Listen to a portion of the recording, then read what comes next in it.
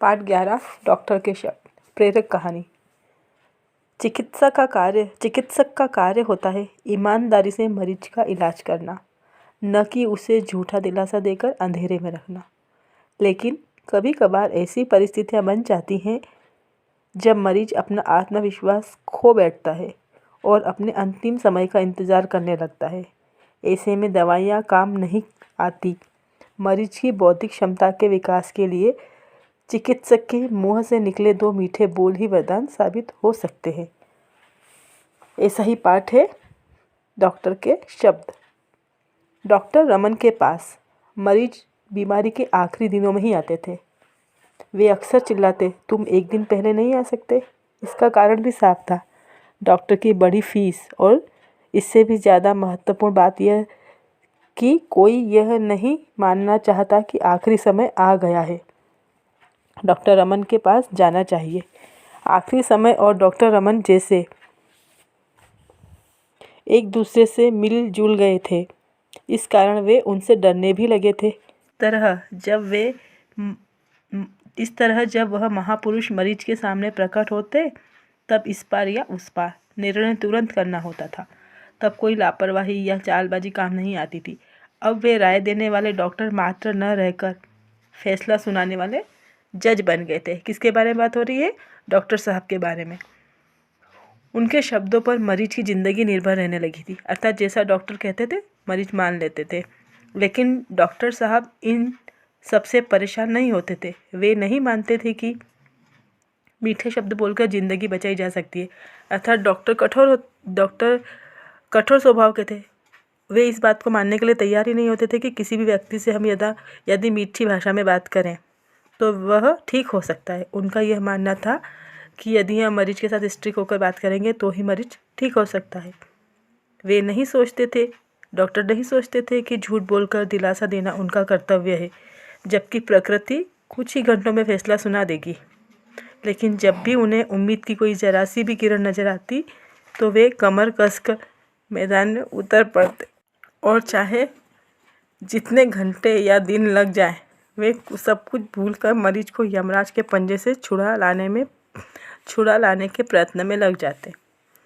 आज एक मरीज के सिरहाने खड़े उन्हें खुद को दिलासा देने वाले ऐसे लोगों की ज़रूरत महसूस हो रही थी, जो झूठ बोलकर भी उन्हें ढांढस बंधा सके।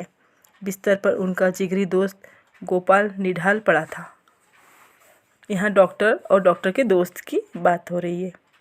उनकी दोस्ती 40 साल पुरानी थी, जो किंडरगार्टन स्कूल से शुरू हुई थी। अब परिवार और काम धंधे की बात को लेकर उनका मिलना जुलना काफ़ी कम हो गया था, पर प्यार में कमी नहीं आई थी।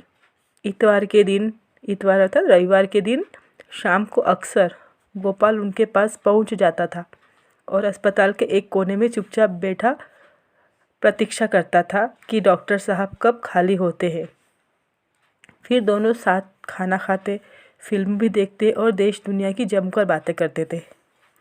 अपनी व्यस्तता मतलब ज़्यादा बिजी होने के कारण, अपनी व्यस्तता के कारण डॉक्टर रमन ने इस बात पर ध्यान नहीं दिया था कि गोपाल पिछले 3 महीने से उनसे मिलने नहीं आया। मतलब डॉक्टर का ध्यान ही नहीं गया कि मेरा दोस्त गोपाल 3 महीने से मुझसे मिलने क्यों नहीं आया। एक दिन सुबह जब उन्होंने मरीजों से भरे अस्पताल की एक बेंच पर उसके बेटे को इंतज़ार करते देखा, तब उन्हें याद आया। फिर भी वे 1 घंटे तक उससे बातें करने का वक्त नहीं निकाल सके।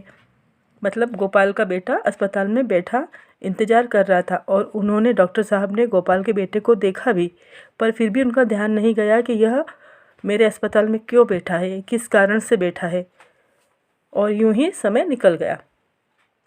इसके बाद जब वे ऑपरेशन रूम जाने के लिए उठे तो उसके पास जाकर बोले, क्यों आए हो बेटा?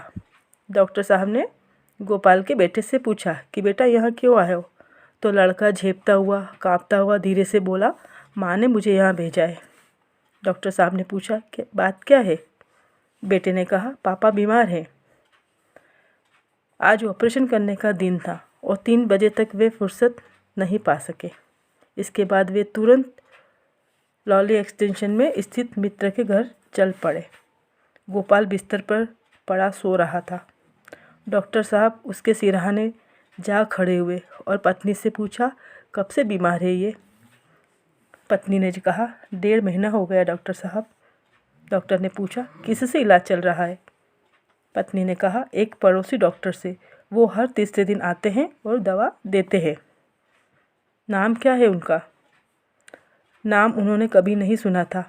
बोले, इसे मैं नहीं जानता, लेकिन मुझे तो कुछ बताना था। तुमने खुद क्यों खबर नहीं की?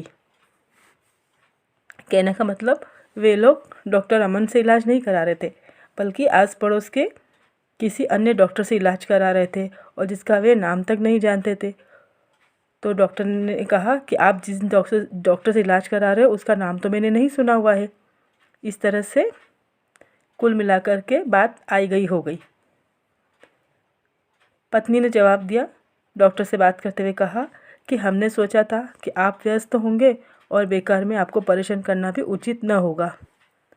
गोपाल की पत्नी ने बड़ी दयनीयता से कहा। वह काफ़ी परेशान नज़र आ रही थी।